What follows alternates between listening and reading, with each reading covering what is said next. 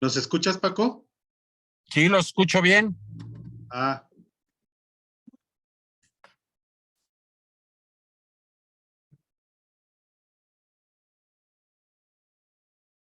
Creo que no te escucha a ti. Hey, Paco. Paco, ¿me oye?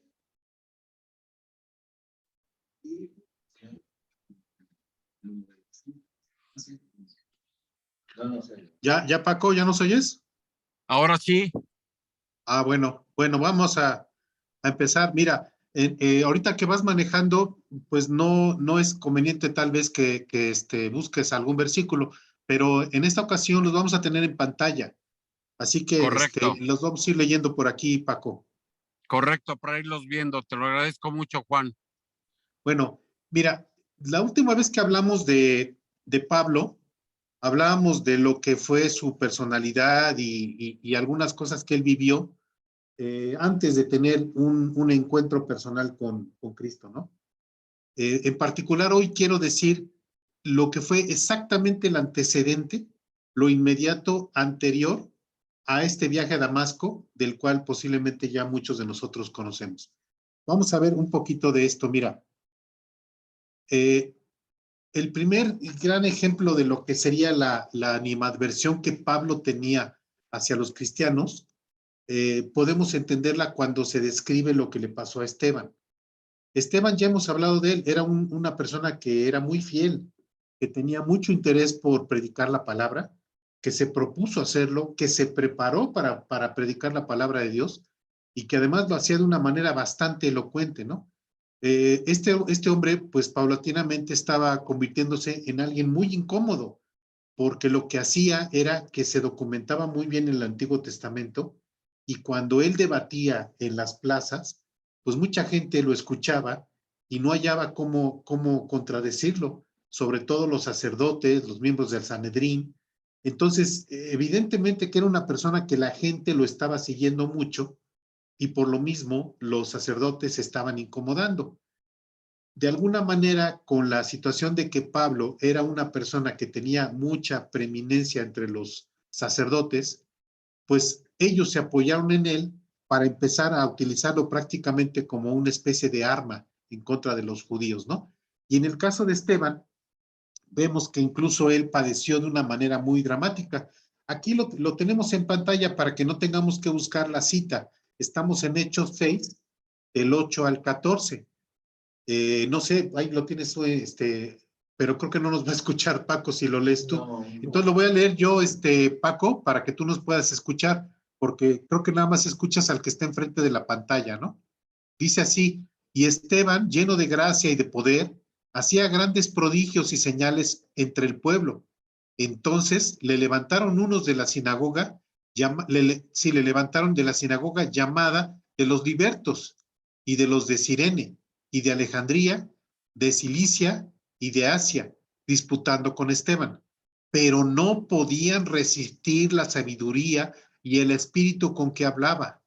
Entonces sobornaron a unos para que dijesen que le habían oído blasfemar palabras, que le habían oído hablar palabras blasfemas contra Moisés y contra Dios.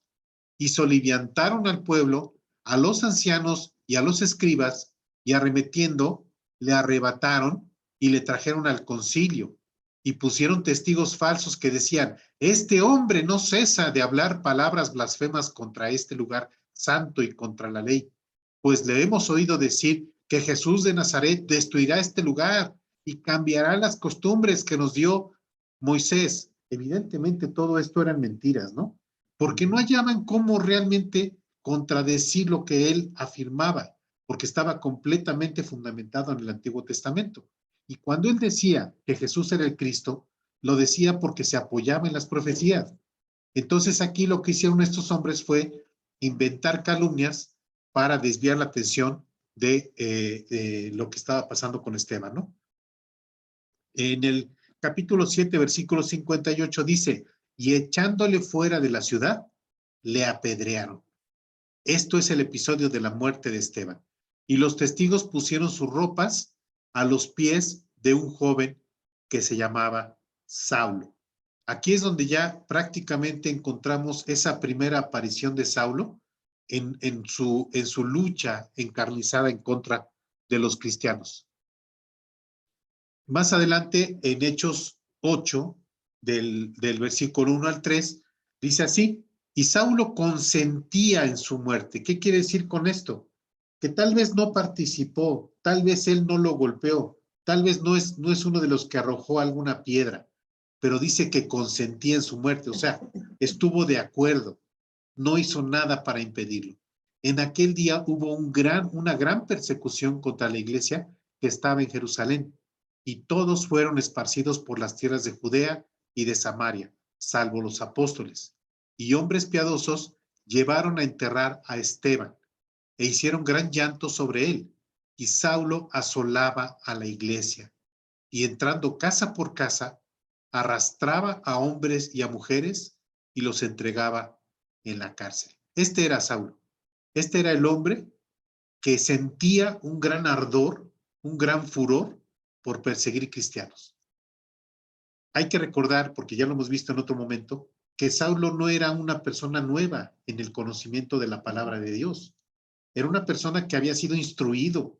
Prácticamente es como si dijéramos que estudió en los mejores seminarios de la época, porque tuvo un maestro que se llamaba Gamaliel y era un hombre muy reconocido como maestro del conocimiento del Antiguo Testamento. Entonces es como si él hubiera estudiado en un seminario, porque su familia lo mandó a estudiar a Jerusalén, siendo ellos de una ciudad pues bastante lejana, ¿no?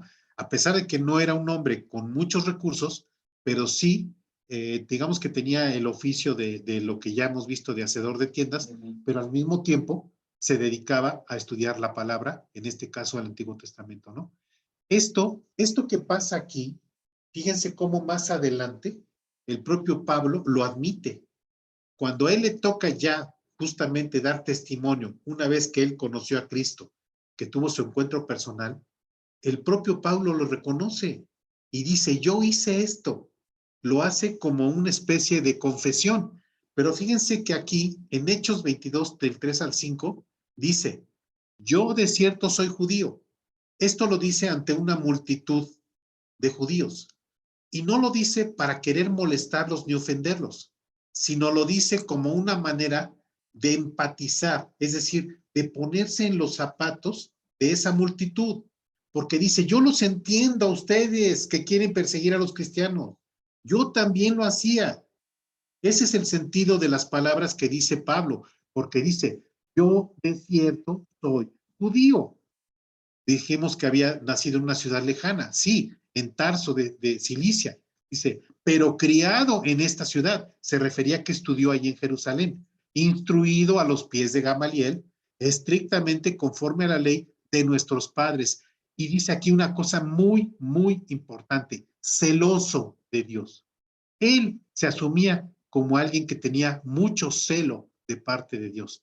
Dice, pero fíjense cómo dice él: celoso de Dios como hoy lo sois todos vosotros. Es decir, él le dice: oigan, yo no soy diferente a ustedes.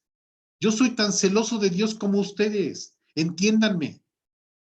Traten de ponerse en mis zapatos como yo me trato de poner en los de ustedes. Estoy tratando de que ustedes vean lo mismo que mis ojos ven. Yo soy celoso de Dios como ustedes también lo son. No soy enemigo de ustedes, les dice a los judíos. Pero luego dice aquí: perseguía yo este camino hasta la muerte, diciendo que él perseguía a los cristianos, prendiendo y entregando en cárceles a hombres y mujeres. Como el sumo sacerdote también me es testigo. No solamente era testigo, él le daba instrucciones a Pablo. Y todos los ancianos, de quienes también recibí cartas para los hermanos. Ahora ya les dice hermanos. Dice: recibí cartas para los hermanos y fui, entre otras, a Damasco para traer presos a Jerusalén también a los que estuviesen allí, para que fuesen castigados. Es decir, en este momento Pablo está dando unas palabras, un discurso de defensa. Hay que entender que en este momento, en Hechos 22, él se está defendiendo porque lo están poniendo en una plaza pública y le están diciendo, ¿cómo es que tú, que eras perseguidor, ahora te volviste cristiano? Esa es la pregunta que muchos a veces se hacen, ¿no? Pero esta es la justificación y esta es la explicación que él da. No lo hace con un ánimo de confrontación contra los judíos. Lo hace con un ánimo de que lo entiendan, de que lo puedan percibir qué es lo que él hacía, ¿no? Y luego dice, aquí vemos cómo también cuando él tiene delante de él al rey Agripa, al igual que antes lo hizo ante la multitud y ante Félix, Pablo también tiene que explicar el antecedente previo a lo que para ese momento de su defensa ya era cargar con la acusación de predicar el evangelio de Jesús. En este momento ya cuando él se tiene que defender es porque ya la multitud lo acusó, porque ya fue presentado ante Agripa y porque ya fue presentado ante Félix. Y cada vez que tiene que presentarse, lo interesante es que él narra su encuentro personal con Cristo. Él, de sus propias palabras, narra su encuentro personal. Porque primero nosotros vemos que ¿quién es la persona a quien inspira Dios para escribir el libro de Hechos? Ustedes díganme. Es una continuación, ¿no? Es una continuación de otro libro. Hechos. Ajá. Exactamente. Cuando él le habla a excelentísimo, ¿qué le dice? Teófilo, ¿no?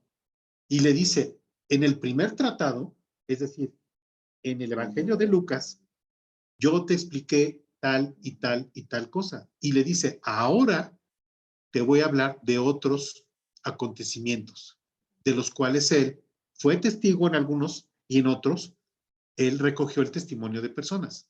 Es decir, que en los primeros capítulos de Hechos, en el capítulo 9, es Lucas el que está narrando el encuentro entre Saulo y el Señor Jesucristo. Pero cuando Saulo se tiene que defender ante la multitud, ante Félix y ante Agripa, es él el que narra su encuentro personal. Es diferente, ¿no?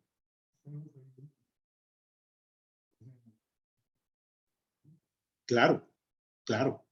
Pablo le explicó a Lucas lo que pasó, pero luego el propio Lucas narra cómo Pablo está defendiéndose y cómo está narrando, cómo los mismos, hasta los detalles, a veces hay uno que otro detalle que una narración no registra contra la otra, ¿sí?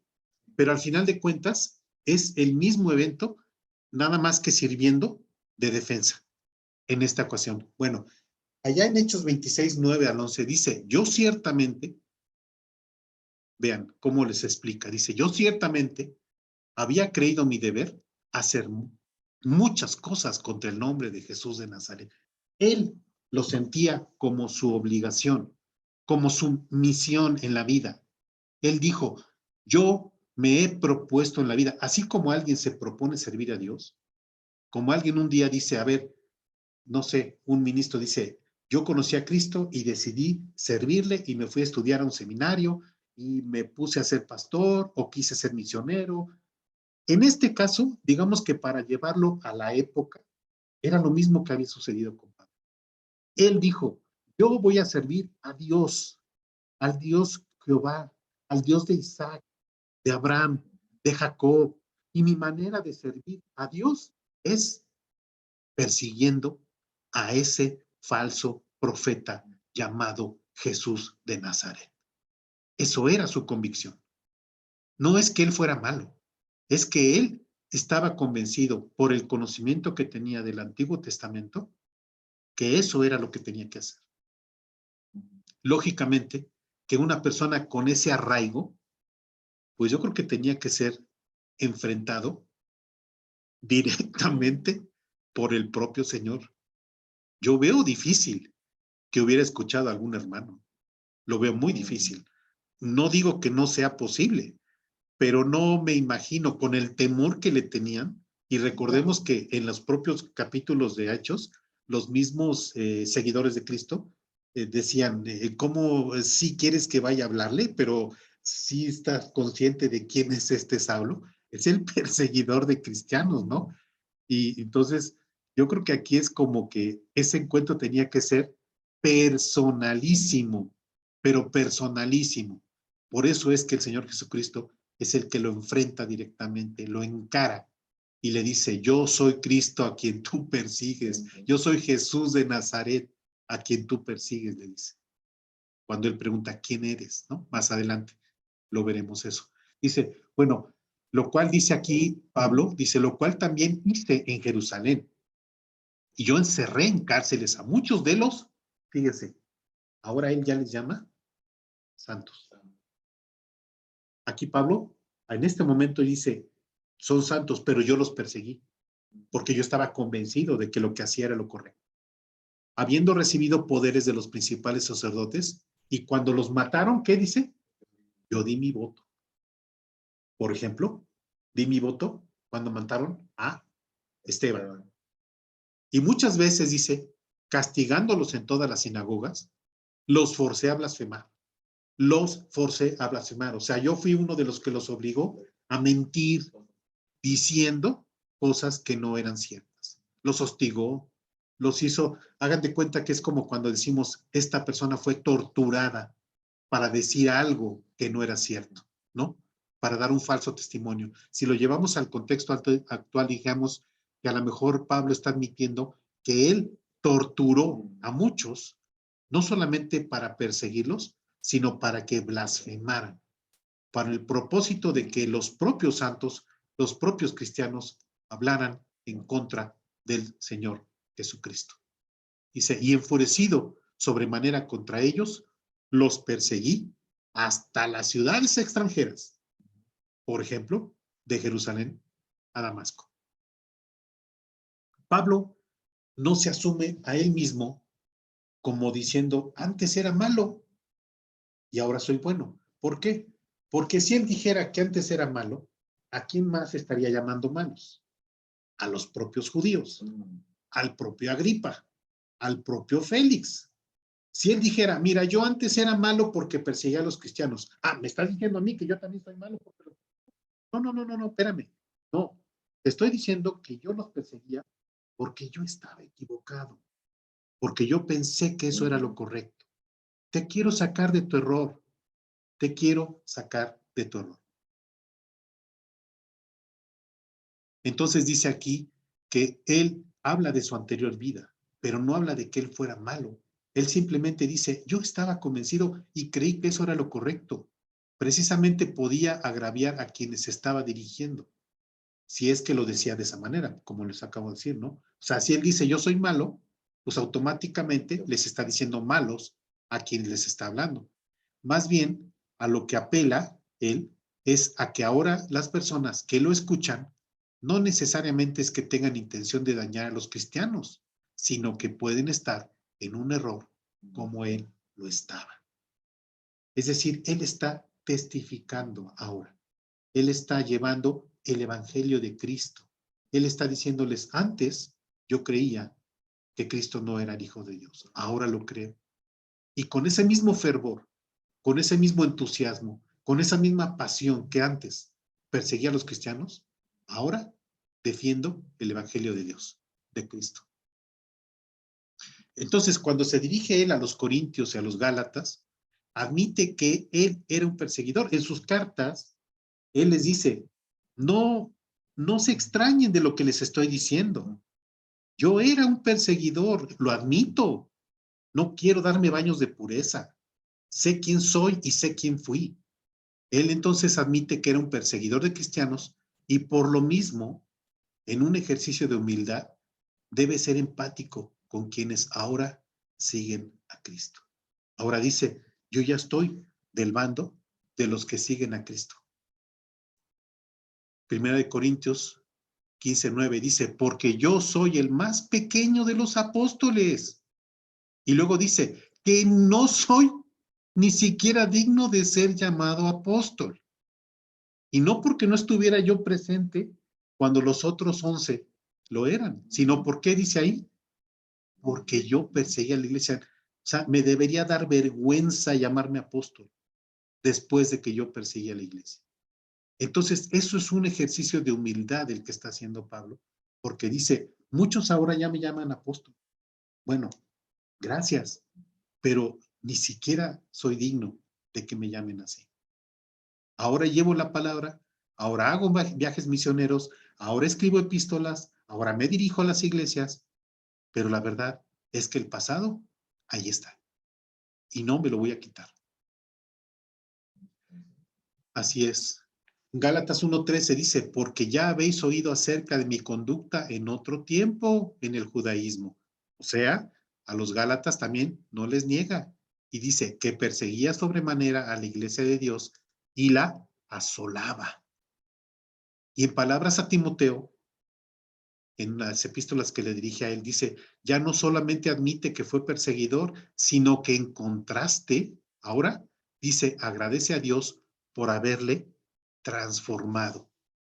Dice en 1 Timoteo 1:13, doy gracias al que me fortaleció, a Cristo Jesús nuestro Señor, porque me tuvo por fiel, poniéndome en el ministerio, habiendo yo sido antes, blasfemo, perseguidor e injuriador, pero dice, habiendo yo sido antes, ya no en la actualidad, antes, blasfemo, perseguidor e injuriador, mas fui recibido a misericordia, porque lo hice por ignorancia.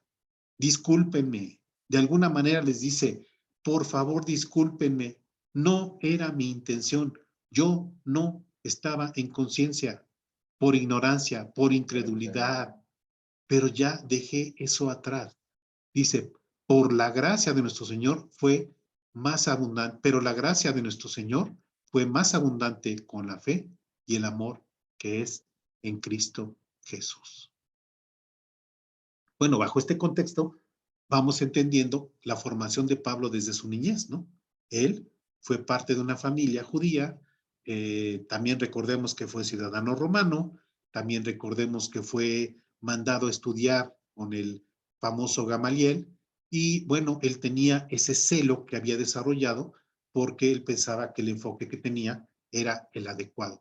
Pablo no se conformaba con asolar a los cristianos en Jerusalén, sino que quiso expandir su actividad, ¿no? Y dijo, voy a irme a otras ciudades y denme cartas, señores miembros de Sanedrín, denme el poder, porque yo estoy ávido de perseguir cristianos, sobre todo en aquellas donde consideraba que tendría el apoyo de los gobernantes, como fue en el caso de Damasco. Efectivamente, Damasco era una ciudad muy protectora de los que asolaban a los cristianos. Dice aquí en Hechos ya 9, 1 y 2, dice, Saulo, respirando una amenaza y muerte contra los discípulos del Señor, vino al sumo sacerdote y le pidió cartas para las sinagogas de Damasco, a fin de que si hallase a algunos hombres o mujeres de ese camino, los trajese presos a Jerusalén. Allá en 2 Corintios 11, 32 y 33, dice, en Damasco, el gobernador de la provincia del rey, Aretas, guardaba la ciudad de los damasenos para prenderme, y fui descolgado del muro en un canasto por una ventana y escapé de sus manos. ¿Por qué? Porque Damasco era una ciudad que era propicia a los enemigos de Jesús. Cuando él finalmente llegó a Damasco, recordemos que él tuvo su encuentro en el camino a Damasco, pero cuando finalmente llegó, pues ya ahora el gobernador de Damasco ya estaba en contra de él. Así es entonces como Pablo emprende este viaje. Estos son los antecedentes de ese viaje a Damasco en el cual su vida sería transformada. Miren, este mapa es nada más para ubicarnos más o menos, pues de dónde él prácticamente salió, que sería, por así decirlo, Jerusalén. Ahí ese numerito que se ve entre el número 16, el 14, por ahí ven abajito que dice Jerusalén. Ajá. Y vean hasta dónde está Damasco, casi en la esquinita de la derecha y superior. En ese entonces, pues era una distancia bastante considerable, ¿no? No es solamente recorrerla, sino además las condiciones en las que se tenía que recorrer. Pero bueno, si lo queremos hacer actualizado, Pues hoy ponemos el Google Maps y vemos cuál es la distancia y cuánto se tiene que utilizar para llegar allá. Vean, Jerusalén, Damasco, 2 días con 8 horas caminando, pero 2 días completos caminando, o sea, 24 más otras 24 más otras 8.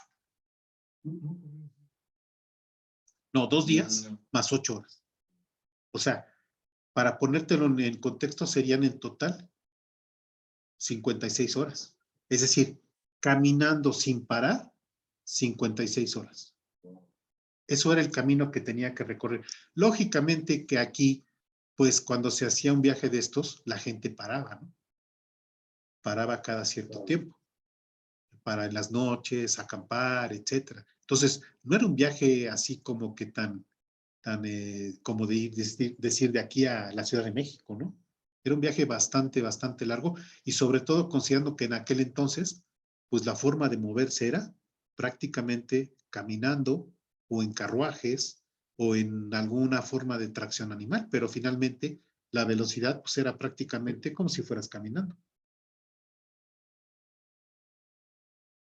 Así que como ven, estos son los antecedentes de este viaje de Pablo.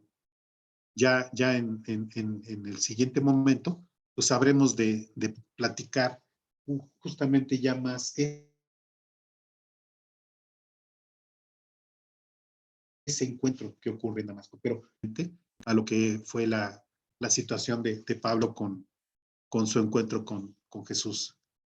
¿Ya estás en tu casa, Paco?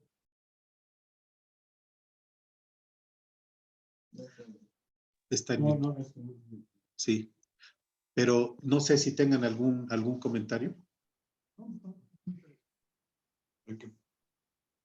Pablo reconoce que estuvo equivocado. Sí. Sí.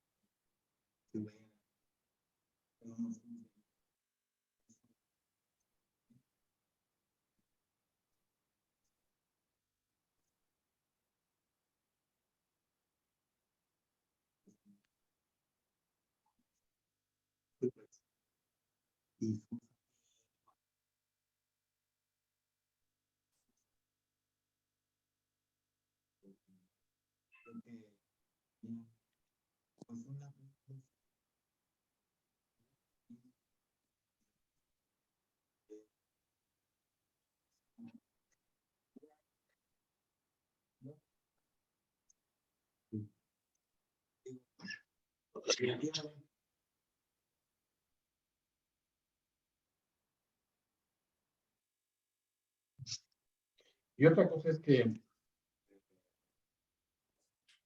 habiendo crecido en un ambiente, digamos, sí,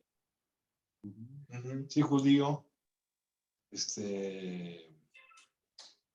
no quiere decir que no estaba equivocado. ¿Me explico? Es reconocer que estaba equivocado. Sí, sí.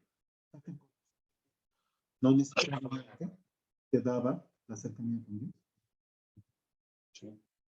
Que fue más o menos lo que vivió Nicodemo y lo que vivió José de Arimatea, de alguna forma, ¿no?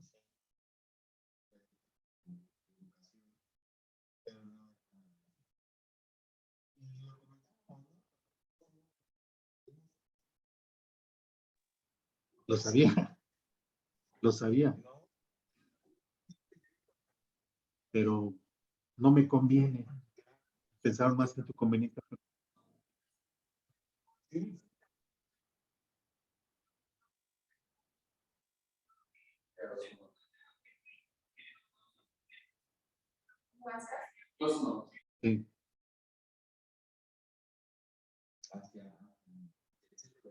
Sí.